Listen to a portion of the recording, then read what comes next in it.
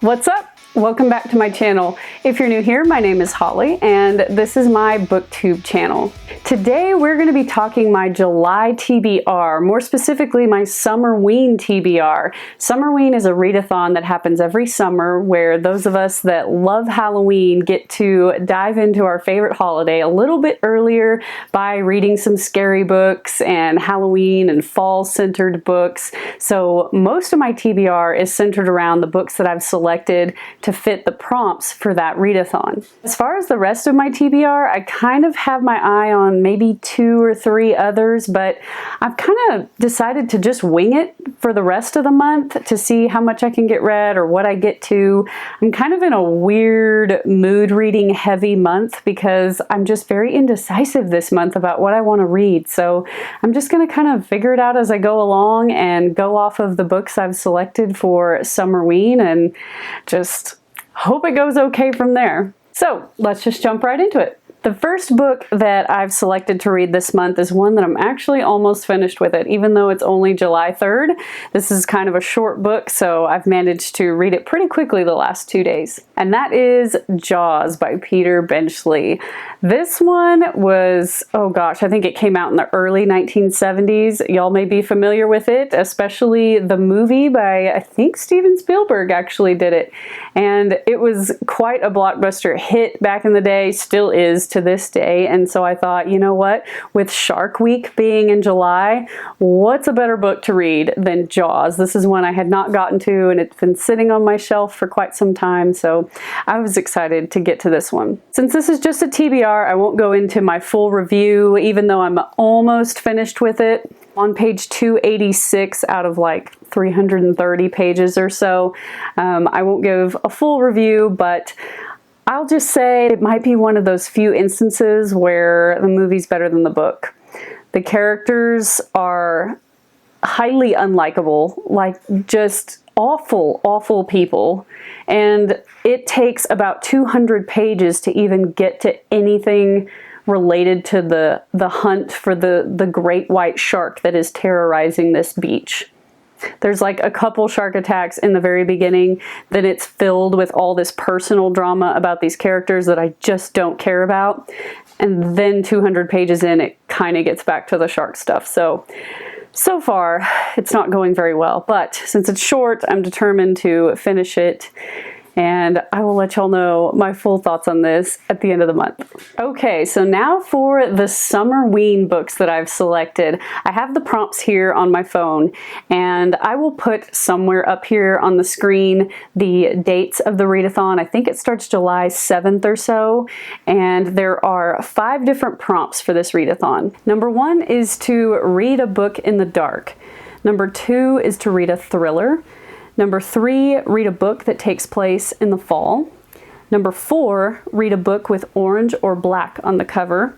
And number 5, read either a manga graphic novel or a novella. So the first prompt to read a book in the dark, I think that's more of an activity than an actual book selection you have to make. So I'm just gonna skip that one and go to number 2, which is to read a thriller. For this one, I have selected a book that I've been meaning to get to for a long time, and that is The Silence of the Lambs by Thomas Harris. You may have heard of this one. It is a pretty well-known book and a really well-known movie, so I'm really hoping that I enjoy the book as much as I enjoyed the movie. Essentially, the premise of this one is that there is this serial killer out there who is hunting women, and they're finding bodies in multiple states, and the FBI is having a really hard time trying to catch him. So enter Clarice Starling. She is a young FBI trainee who is still in training at the FBI headquarters.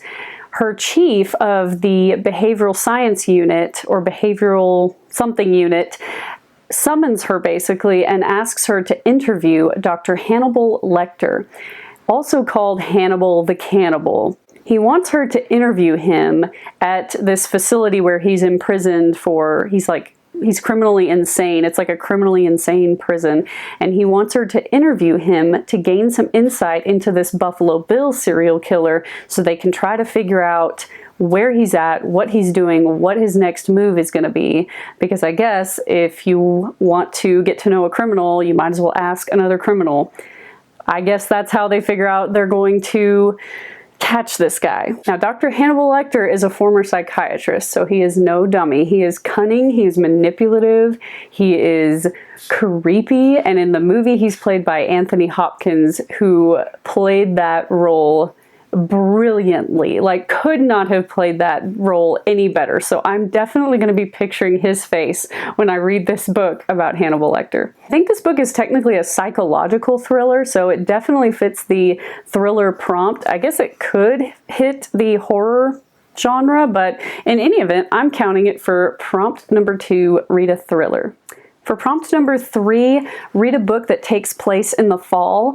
I kind of picked one that you might not expect, but I meant to get to it a couple months ago and never did, so I think this is my chance. And that is Dark Matter by Blake Crouch. I skimmed the first few pages to see when it takes place, to see if it takes place in the fall, and there's a specific sentence where the main character says something about how there's nothing better than October, and he even quotes like an October-y quote from a classic novel, and so that tells me right off the bat this is taking place in October, in the fall, and it definitely fits prompt number 3. This one is more along the sci-fi thriller, I guess you would say. And your main character that you're following is named Jason. The last words he hears before a kidnapper knocks him unconscious are you happy with your life? And then when he wakes up, comes to consciousness, he finds himself strapped to a gurney. He's surrounded by all these strangers in hazmat suits.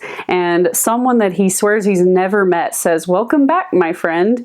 And he's super confused. His life is not the one he knows. His wife isn't his wife, and his son was never born, and he's not just some ordinary college professor like he was before he got knocked out, but he's some sort of celebrated genius who has achieved something super remarkable and even impossible. So he's stuck between trying to figure out which life is the dream. Was it the one that I knew as a professor with a wife and kid, or is it this one where I'm some celebrated scientific genius? Obviously, he's confused, having some kind of identity crisis, trying to figure out how to get back to the home that he loves with his wife and kid. Or is that even real? Was it a dream?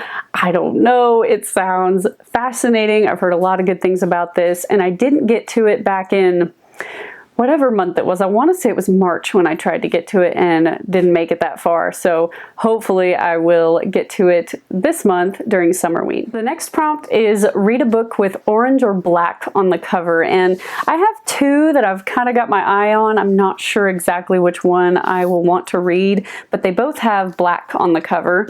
And the first one is The Spite House by Johnny Compton. I think this was another one I meant to get to a few months ago and never did. Essentially, the synopsis says that you're following Eric, and he's on the run from a mysterious past with his 2 daughters in tow, and he comes across a really strange ad for a house in Degner, Texas. I hope I'm pronouncing that right. I live in Texas, but I've never heard of that town. Apparently it is listed as the most haunted place in Texas, and it needs a caretaker. So all they have to do is stay in the house, keep a detailed record of everything that happens there, and hopefully the house's horrors do not drive them all mad. It says that Eric's really intrigued by this because there's a huge payout if he does this, and also he needs access to the secrets of the Spite House.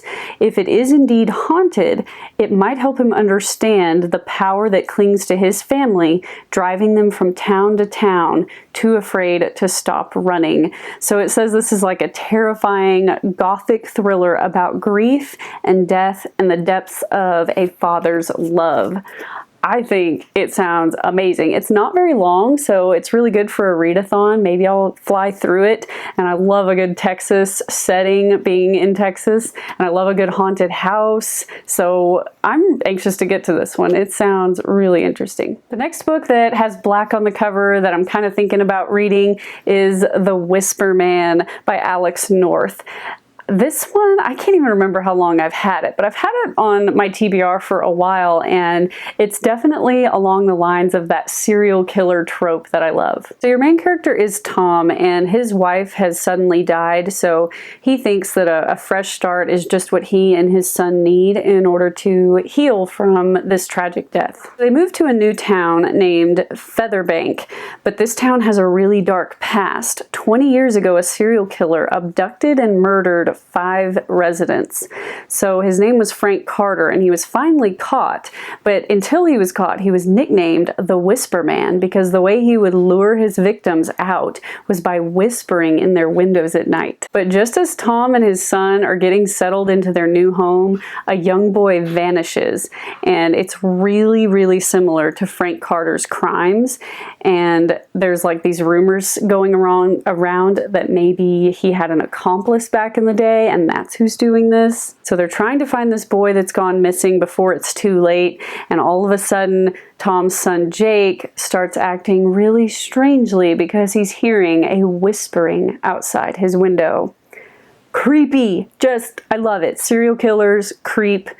I love it. I'm just fascinated with serial killers. I really don't know what that says about my psyche, but I probably don't want to know. Before I became a lawyer, I was this close to going to Quantico, Virginia and becoming the FBI agent. So that could have been my lot in life. I could have been dealing with serial killers because that's originally what I was going to do. I was actually physically training to take the FBI test before I met my husband. So being a lawyer and meeting my husband kept me away from serial killers.